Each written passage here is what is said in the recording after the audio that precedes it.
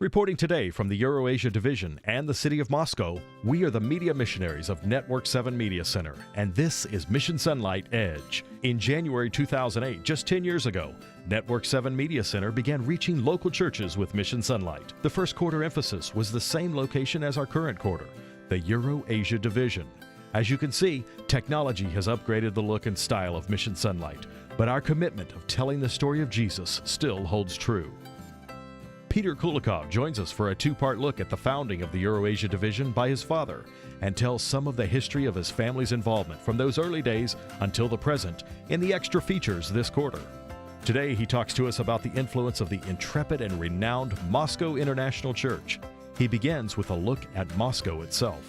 The city of Moscow is different from all the other cities because historically it's been the center of the political life, educational life, and business life. And Moscow is a country in the country. It has its own spirit.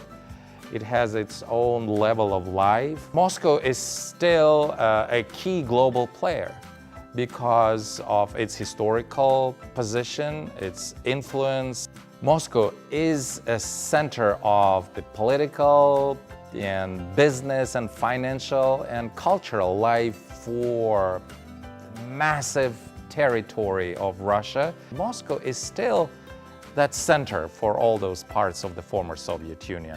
And everyone is looking first at what Moscow has to say before they make their decisions in all those areas around Russia. The global influence of this city called for a church that would meet the expectations of the metropolitan membership and its international guest. It called for a church that understood its mission to one of the world's biggest cities.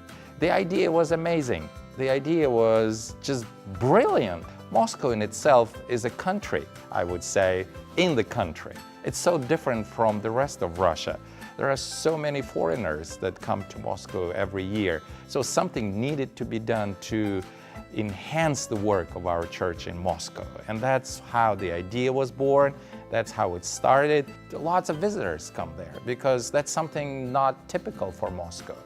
Especially if you take into consideration the Russian Orthodox Church, they are protecting the Slavic tradition. Moscow International Church, a Seventh-day Adventist church, on the opposite, is very bold in its ministry. It's open to all those new ideas and concepts. And the Moscow International Church was an active ingredient in proclaiming the gospel, helping people see what God's message is for our day and our time. They're doing a fantastic job to spread the gospel across Moscow. Due to its history and location, Moscow International Church has developed wide-ranging influence when it comes to church growth and evangelism. And there were all kinds of students and professors and business people coming from all over the world to work in Moscow, and they needed a place where they could use not just Russian language, but also English language for their worship services. And that's how the idea was born by the leaders of our Moscow conference. They wanted to have a place where all those international students and business people would feel at home worshiping the Lord. We see in the news that the freedoms of Christians in Russia seem to be closing down, while in some areas there has been little impact. Others have been warned and persecution has been felt. Despite the obvious impact of a tumultuous political and religious climate, in 2017, Hope Channel was able to launch here, and the good news of Christ's return is being proclaimed.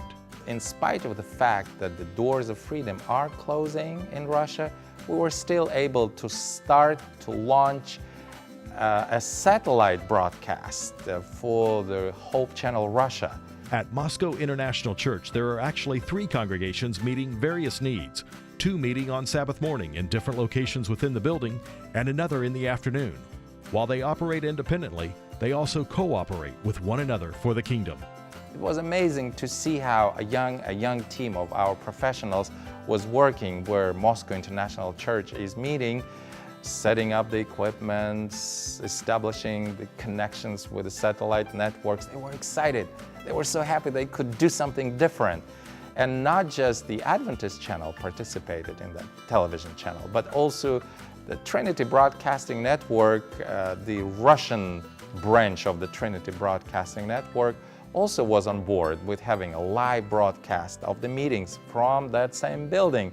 As you can see, the truth as it is in Jesus is unstoppable and spreading across the Euro-Asia division. This 13th Sabbath, members of the church in Rostov-on-Don, another large influential city to the southwest, will begin to build a new center of influence that will reach thousands in their community. We'll hear how they are still able to work with government leaders in areas of agreement, such as health and community support. Last week we had an interesting experience in the Adventist Church in Russia. It was the first time that the government allowed the church to hold medical, lifestyle programs to be taught at the expense of the state for the people of Russia. Using lifestyle programs as an entering wedge, we are able to touch the hearts and needs of the people, including government leaders here in Russia. Further to the south and east in Tokmuk, Kyrgyzstan, Heritage Christian School is growing again, and you will learn how they are telling the story of Jesus to hundreds of unchurched youth attending their school. Today we have 330 students from 18 different nations. Parents reserve their space a year in advance. By 9 months ahead, every desk is full and there is no room for any new children. They like the attitude of the teachers with their kids. They appreciate the academic strength of Heritage and they trust to send their students here. The number one reason is the moral compass of Heritage Christian School. I'd like to thank the worldwide Seventh-day Adventist Church for giving generously. Your giving shows the members in Russia and Kyrgyzstan and across this division, they are not alone.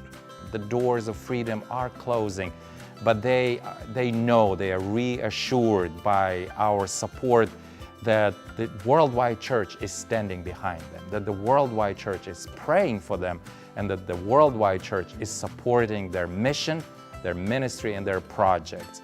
Remember that the 13th Sabbath offering is a statement of global togetherness for the Seventh-day Adventist Church. Join our global family, support your fellow believers from across the Euro-Asia division, and give as you are prayerfully led to do so. Reporting from the city of Moscow, this is Mission Sonlight Edge.